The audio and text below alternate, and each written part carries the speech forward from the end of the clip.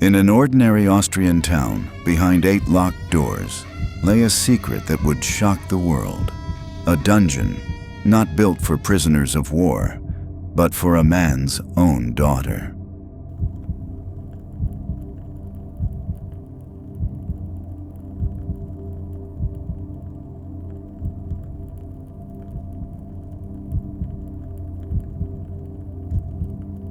This is the story of how Josef Fritzl constructed not just a prison, but an entire reality of manipulation and control that lasted for 24 years.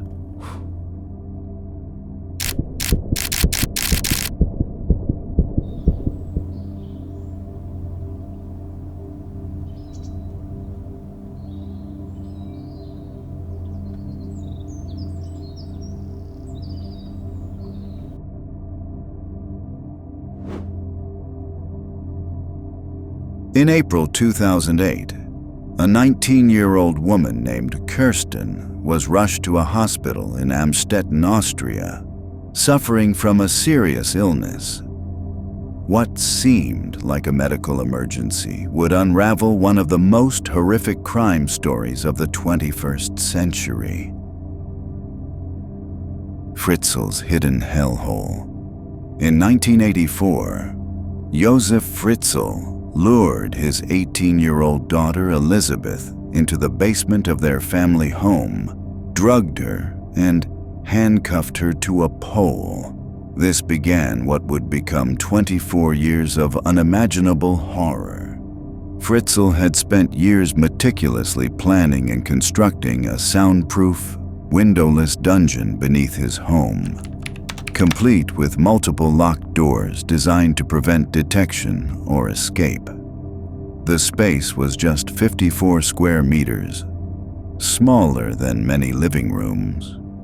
For Elisabeth and eventually her 3 children who remained captive with her, the cellar is reached through 1, 2, 3, 8 locked doors altogether, to the final hidden entrance to Elisabeth's prison. Beyond that, Fritzl had purpose-built a prison with a kitchen, a bathroom, a living area, and beyond that, 2 bedrooms. It was cramped, dark, and airless.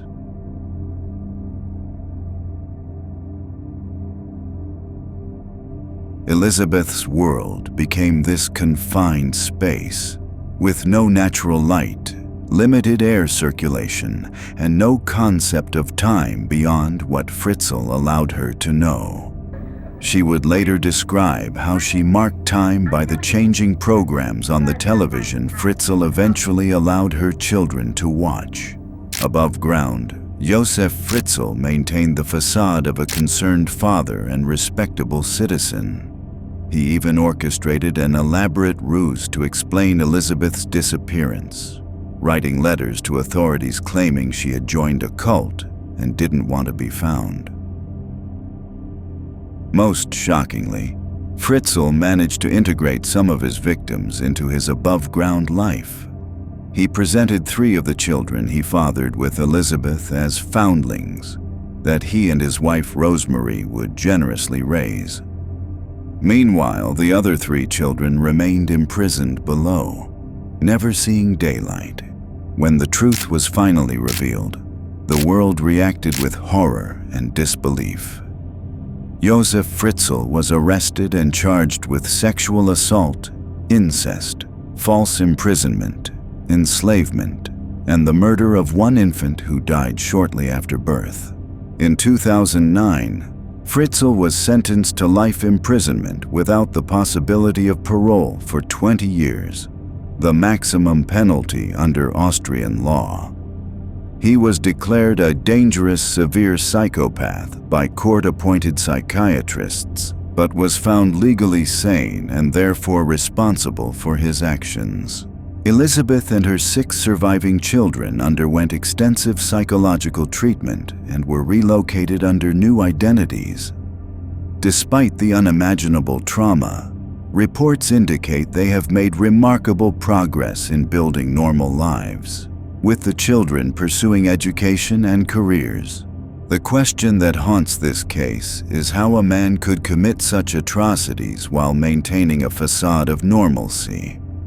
Forensic psychologists point to several disturbing psychological factors. Perhaps most baffling was Fritzl's ability to compartmentalize his life, being a loving grandfather upstairs while torturing his daughter and other grandchildren downstairs. This extreme cognitive dissonance allowed him to justify his actions and avoid detection for decades. The Fritzl case remains one of the most extreme examples of human evil and resilience. It represents the ultimate betrayal of familial trust and the horrifying capacity for manipulation and control that can hide behind a facade of normalcy. If you or someone you know needs help, please contact the National Sexual Assault Hotline. If you found this analysis compelling, please like and subscribe for more deep dives into forensic psychology and true crime analysis.